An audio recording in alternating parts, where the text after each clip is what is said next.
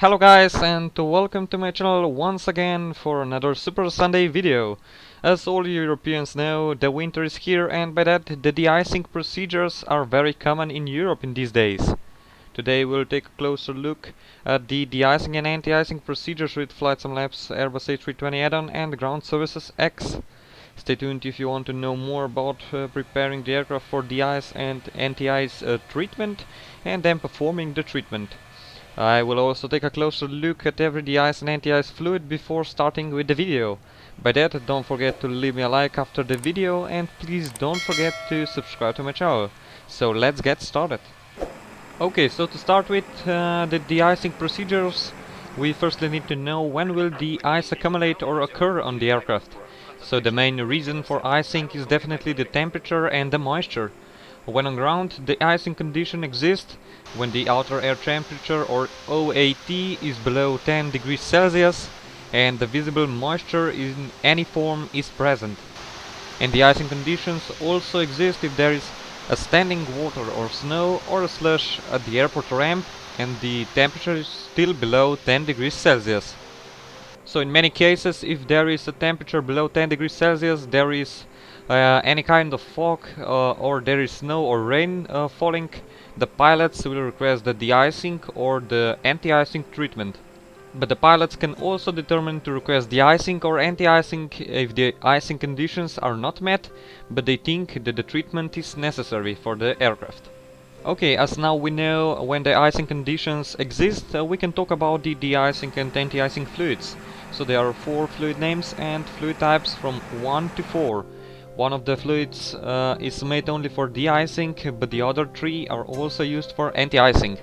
The whole treatment of de-icing and anti-icing can be performed only in one step, or as only de-icing or anti-icing, but it can also be performed in 2 steps, as firstly de-icing and then anti-icing.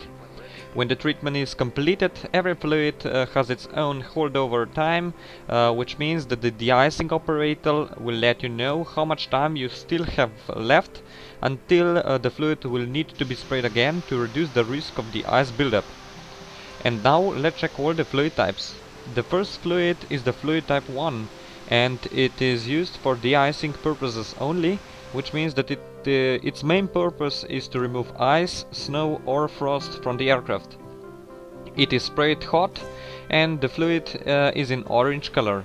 Then continuing with the fluids, we have the fluid type number 2. The fluid type 2 is mainly used for anti-icing, and its main purpose is the prevention of snow, ice and frost buildup.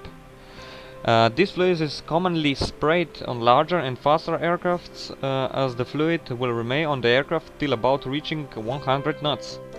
This type of fluid can be sprayed cold in case the de-icing was performed before and the fluid is clear in color. Then the next fluid is the fluid type 3, which is the fluid of something between fluid type 1 and fluid type 2. The fluid mainly acts as the anti-ice fluid for slower aircrafts, and it also has a different color than the fluid types 1 and 2. Type 3 fluids are mainly in bright yellow color. And finally we have the last fluid, which is the fluid type number 4. This fluid is almost the same as the fluid number 2, but it has increased holdover times. That means that the aircraft sprayed with the fluid type 4 will have more time until the next need of the spray as the fluid type number 2.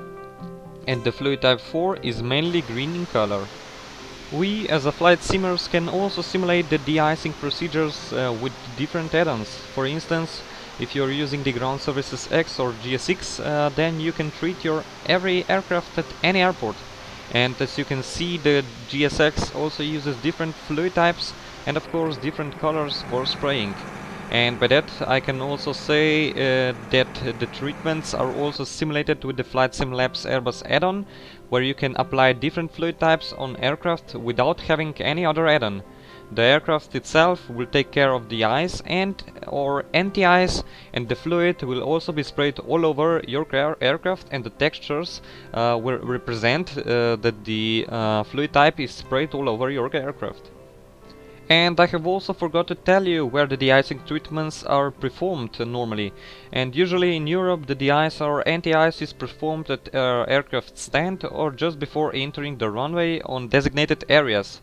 If the treatment is performed at the stand, that means that the redundant fluids are then being sucked and cleaned from the stand area.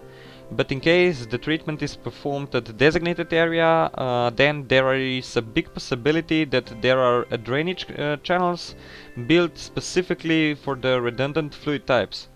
But then there is another problem for de-ice or anti-ice spraying, as some aircraft are propeller driven. That means that the fluid would be spraying all over with the engines turned on.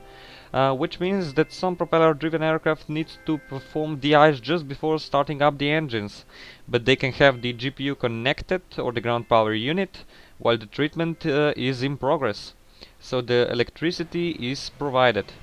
The similar goes to larger and jet-driven aircraft which have the auxiliary power unit.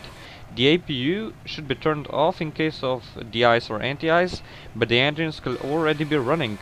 Normally at Airbus A320, for instance, every engine bleed and APU should be turned off and the deicing push button should be pressed before the start of the treatment. But more about de-icing at Airbus A320 will be explained in my further videos, so I hope you have a clearer picture on how the de-icing and anti-icing is performed with different scenarios. Please leave a like at the end and don't forget to subscribe to my channel to show me support. New videos are on the way on every Sunday, so that's it and see you soon. Bye bye.